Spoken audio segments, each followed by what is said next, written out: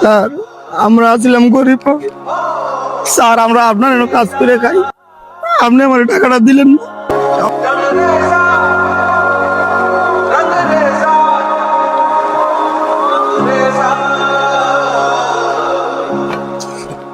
বন্ধু, এতদিন ধরে এত পরিশ্রম করে কাজ করি, এত কষ্ট করে পরিশ্রম করে ফেটার দেয় যদি কাজ করি, ম্যানেজারে তো ঠিক মতো আমার পারিশ্রমিকটা দেয় না। কি করবো রে বন্ধু? বউগুলা পাই কেমনি চলবো, কেমনি সংসার চালাম?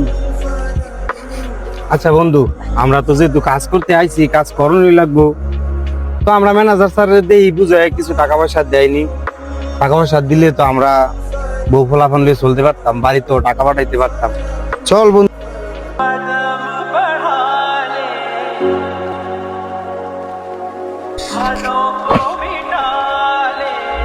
কিরে দিলন, সবাই কি ঠিক মতন কাজ কাম করতেছে? হ্যাঁ বস, ঠিক মতন কাজ কাম আসসালামু চলতেছে। আলাইকুম স্যার। ওয়ালাইকুম সালাম। আসসালামু আলাইকুম বস।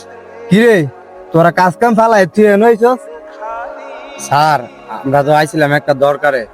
আমগর তো আমরা কাজ করি, গরিব মানুষ। এখানে আপনার এখানে কাজ করি, যদি আমরা ঠিক মতো স্যার আমগরে কিছু টাকা পয়সা দেন, আমরাও ঠিক মতো চলাফেরা করি। বউ পোলাপান আছে বাড়িতে, তাদের কাছ থেকেও কিছু টাকা পয়সা পাঠাই। সেদিন কোনো টাকা পয়সা নিলি আমার তে? স্যার, দয়া করে আমার আজকে কিছু টাকা দেন, আমার মা খুব অসুস্থ। আমি টাকা মাকা দিয়ে যেতাম না অনেক। টাকা স্যার, লেগে একটু দয়া করেন।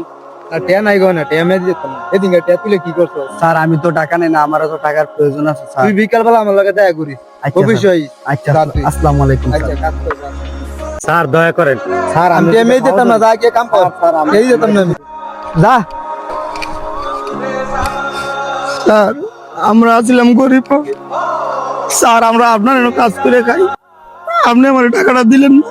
আমার মা খুব অসুস্থ আছিল। স্যার, এর বিচার যদি আল্লাহ করে।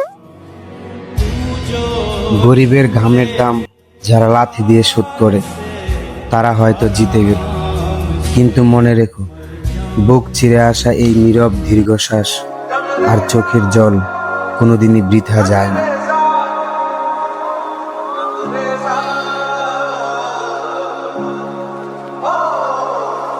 Reza